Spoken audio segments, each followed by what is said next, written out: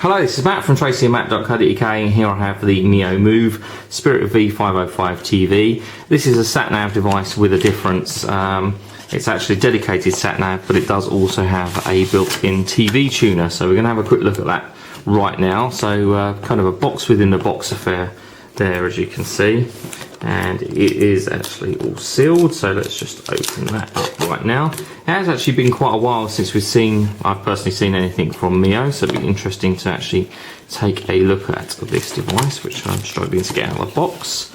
So we have the Moov here itself. As you can see, it is brand new and completely sealed, so have a look at that there. A screen protector all on the front, which we will just peel off, and there we go. So that actually does have a 4.7 inch display, but we're going to come back to that in just a moment and have a better look once we've finished pulling the box to pieces. And so underneath we have some packaging and what looks like a car antenna there. Yep. So that fits inside, kind of fits inside your windscreen, plugs into the actual unit itself. So that's a kind of a decent size antenna. Don't know if that's for the GPS or for the TV though. We have an in-car charger. So it has a sort of cigarette lighter style plug on one end, and then a mini USB connector on the other for plugging into the unit. And then have what looks like a windscreen mount, which we'll just unpack. Yep, so that's a windscreen mount there, so obviously that rubber suction pad goes on the windscreen, and then this other part actually connects onto the back there, like so, to actually mount that on your windscreen. That's quite cool. Move all those to one side. Then we have standard USB to mini USB charge cable, obviously for connecting up to your PC. TV card inside this little box apparently, so let's just take a look what it's all about.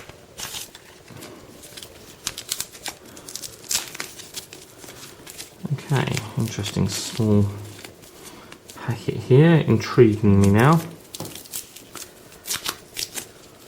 Looks like a little circuit board. Let's take that out. Okay, interesting. That's a tiny little circuit board that pops into the device. It tells you actually how to do so. We're going to do that in just a moment then, and pop that inside. Presumably you do that because obviously TV in different regions uses different standards and things like that, so that actually pops in there. And actually looking at that then does give away the fact that the cable here is really for plugging into that, so that's actually an aerial cable, nothing to do with the GPS itself. So also inside the box we've got something about Windows CE 6.0 embedded. So that must be what the device itself runs. And then we have the CD-ROM with desktop and user manual and the license agreement. So that's everything that's in the box there. So let's pop the back open like so, and pop this little TV card in, which just pops in there. It's fairly easy, clips in place, and then pop the back cover on. So that's the TV card installed. We also do have an aerial, so we don't have to use that car mount if we don't want to, or the one that sort of fits in the car. We can use this external aerial, or internal aerial rather, but I'm sure it will actually be better with that large scale one. So as I say, this is a 4.7 inch display, 480 by 272 pixels, not exactly a high res display considering its size, but I'm sure it gets the job done. Yeah, and on the top here we have it set with a switch, and on the right hand side it says reset, off and on. So let's slide it to the on position and see if it does come on. and doesn't appear to want to actually turn on, so it's possibly been shipped with the battery completely discharged, which was a bit of a pity, but we'll do another video later when I actually do demo it rather than just doing the unboxing. On the bottom we do have a micro SD memory card socket with no memory card in it, unfortunately, but we can add our own memory card should we wish to. And then in the middle we do have the mini USB connector. Presumably that's what we'll want to use for charging it up shortly. And as always, he had a look at, this is where the TV card plugs in and the actual internal aerial there pops out like so. That's really all there seems to be to see around the device. It is actually touchscreen. Talk about the specification. It is a Surface R3 chipset with instant fix, 4.7 inch display as I've already mentioned. Fairly large, quite chunky sort of SatNav unit. It's not something you're probably going to want to consider to be terribly portable. I don't think you're going to want to stick it in your pocket. Certainly something you're going to want to, I guess, sort of more or less fix within your car and use it. If you're a sort of a more serious sort of driver or something like that, perhaps you'll want to use this rather than the smaller screen displays that you can get on your phones and things like that.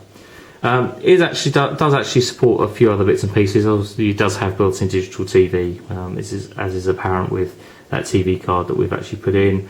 It has 3D views, lane guidance, Navifix, pre-installed safety camera data, mileage reporter, points of interest, text-to-speech, multiple route options, that sort of thing.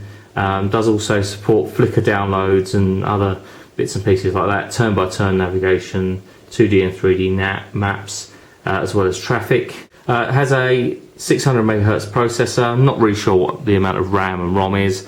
That isn't really disclosed in the specification that I've got here. So that is a very quick unboxing and tour of the Mio Moov Spirit V505 TV edition. We'll have a full review for you over the next couple of weeks, and once we've had actually a chance to go out and test it, use it in the car, test out the TV and a few other bits and pieces, and we'll come back to you with actually a little video demo of actually getting it set up, using it, and the TV performance. That'll be on site over the next couple of weeks, and we'll be back soon with more videos and reviews on tracyandmatt.co.uk.